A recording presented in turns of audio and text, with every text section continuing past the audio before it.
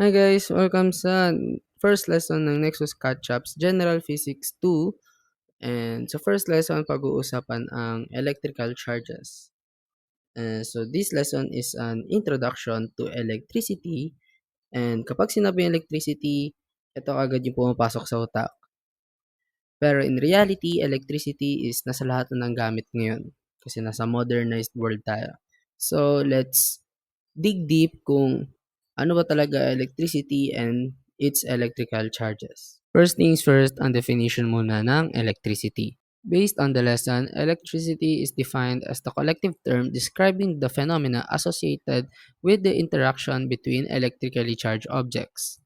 But in some other cases, it is defined as a type of energy caused by the presence and motion of elementary particles called electrons. Hence, getting its name electricity kasi nga puno siya ng electrons. Okay? So, let's move forward sa electrical charge. Now, based ulit dun sa lesson, electrical charge is the fundamental property of matter. Now, it is very confusing pag nakita mo ng pinakauna. So, let's break it down. Let's take mass and electric charge and compare it to each other. Now, we know that mass tells an object how to respond to gravity. And now we know that electric charge is the fundamental property of matter. Pero baka question ninyo, anong relate nila sa isa't isa? So, I'm going to use mass as an example on how we can explain what is an electrical charge. Let's say meron tayong anvil and meron din tayong feather. And now let's say on Earth, the anvil has a mass of 50 tons and the feather has a mass of 5 grams. Between dun sa dalawa, ano yung pinakahuling magta-touch sa ground?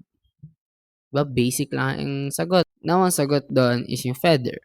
And ang reason behind it is because it has a lighter mass than the anvil. Basic. Now, how does that relate sa electric charge? So, dito sa example na to, we used mass as a way to identify or to make an identity dun sa object. Sinabi natin na yung anvil is weighing 50 tons and yung feather is weighing 5 grams. Now, its mass tells na kung sino ang mas mabigat, sila ang magta-touch sa ground first. So, it is the same example sa electrical charge. So, let's say, for example, sa electrical charge, we have this minus and plus. Okay? Now, this minus is what you call an electron. And yung plus is what you call a proton. Now, kunwari, sila yung anvil and feather. Now, lalagyan ko sila ng mass. Okay? So, sinabi ko na si electron ay negative and si proton ay positive. It's the same concept kapag sinabi ko na si anvil ay 50 tons and si feather ay 5 grams. Now, negets nyo na. Ngayon, pag sinabi ko si electron negative and si proton positive, in their particle world o kaya dun sa ano nila, sa field nila, may ma-affect yun kung paano sila mag-behave. Tulad na neto. Number 1 is called attraction. Ibig sabihin nito, opposite charges will pull towards each other. And the second behavior na mangyayari is yung repulsion. Repulsion means like charges will push away from each other. Now, to give it more example, ito siya. Now, let's say, nagtabi si negative and si negative. Nakalagay dun sa repulsion, like charges will push away from each other. So, kapag nagtabi si negative, di sila magtatabi fully because they will push away each other. Same din kapag nagtabi si positive. Di sila magtatabi fully kasi they will be pushing each other. Ngayon naman, sa kabila, kapag negative, positive, syempre, from the name attract, ibig sabihin, magdidikit. Okay? Next is 3 examples that has a behavior towards electricity. Number 1 is conductors. 2 is insulators. And 3 is semi-insulators. Conductors are materials that allow free movement of charges. Meaning, kapag nadapuan ng electricity, they are very, very parang best friend sila with electricity. Okay?